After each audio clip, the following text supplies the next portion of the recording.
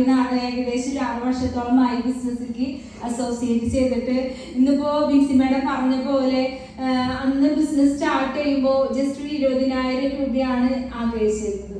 ഇന്ന് കമ്പനിയുടെ ശരിക്കും പറയുകയാണെന്നുണ്ടെങ്കിൽ ഈ ഒരു ബിസിനസ് എന്ന് പറഞ്ഞാൽ നമ്മളാണ് നമ്മുടെ വരുമാനം തീരുമാനിക്കുന്നത്.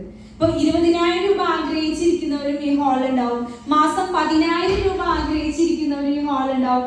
ഇതുവരെ ഒരു വരുമാനം കിട്ടാത്ത ലേഡീസിന്റെ ഒരു ആഗ്രഹം എന്ന് പറയുന്നത് ഒരു മാസം ചിലപ്പോൾ ഒരു 5,000 രൂപ മാസം കിട്ടിയാൽ മതി എന്നായിരിക്കും അല്ലേ. പക്ഷേ നമ്മൾ ബിസിനസ്സിലേക്ക് വരുമ്പോഴാണ് നമ്മുടെ ആഗ്രഹങ്ങള് കൂടാ. ഇന്ന് എനിക്ക് 2 ലക്ഷം രൂപ വരുമാനം ഉണ്ടെങ്കിലും ഞാൻ സാറ്റിസ്ഫൈഡ് അല്ല.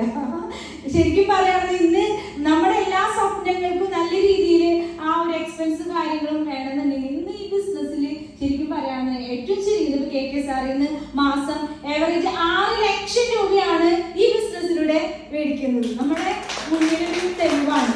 അപ്പോൾ ഇന്ന് ഈ ബിസിനസ്സിലൂടെ 2 ലക്ഷമല്ല, 1 ലക്ഷമല്ല, 6 ലക്ഷമല്ല, അതിനേക്കാളും കൂടുതലും നമ്മുടെ ബിസിനസ്സിലൂടെ നമുക്ക് വരുമാനം മേടിച്ചെടുക്കാൻ പറ്റും. ശരിക്കും ഇന്നത്തെ സാർ പറഞ്ഞു ബിസിനസ് ഏറ്റെടുക്കുമ്പോൾ വരുന്ന റിസ്കുകൾ, എന്നിട്ട് അത്രയും ലൈബിലിറ്റി കാര്യങ്ങൾക്കാണ് നമ്മൾ പോവാം.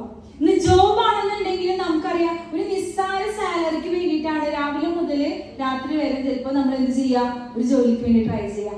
ഇനിയിപ്പോൾ എൻ്റെ പ്രൊഫഷൻ ടീച്ചിങ് പ്രൊഫഷനൊക്കെ ആണെങ്കിൽ ഞാൻ പഠിച്ച സ്കൂളിൽ ഞാൻ പോയിട്ട് അന്ന് നോക്കിയിരുന്നു ജോലി കിട്ടാൻ വേണ്ടിയിട്ട്. അപ്പൊ കേട്ടിട്ടൊക്കെ എഴുതിയെടുത്തു, അതിന്റെ സർട്ടിഫിക്കറ്റ് ഒക്കെ ഉണ്ട്. അപ്പൊ അതൊക്കെ കൊണ്ടുപോയി ചോദിച്ചപ്പോൾ എന്നോട് പറഞ്ഞത് 32 ലക്ഷം രൂപ വേണം ഷാബി ഇവിടെ ജോലി. ഗവൺമെന്റില് PSC ചെയ്തിട്ടല്ല, പൈസ കൊടുത്തിട്ട്. ശരിക്കും ഞങ്ങളുടെ ഫാമിലി ഇപ്പൊ റെഗുലത്തെ പറയായിരുന്നു സാറ് ടീച്ചിങ് പ്രൊഫഷന്റെ കാര്യം പറഞ്ഞപ്പോ 35 ലക്ഷം രൂപയാണ് കൊടുത്തിട്ട് 3 വർഷം മുൻപ് ഞങ്ങളുടെ കസിന്റെ മോള് അനിഫക്കാളുടെ മോളിലെ ശരിക്കും പോയിട്ട് 3 വർഷം വരെ ഒരു സാലറി ഉണ്ടായിരുന്നില്ല. ഇപ്പൊ ഗവൺമെന്റിന്റെ ഭാഗത്തുനിന്ന് വന്നിട്ടുള്ളതെന്ന് പറയുന്നത് ഡെയിലി വേജസ് ആയിട്ടാണ് കിട്ടുന്നത്.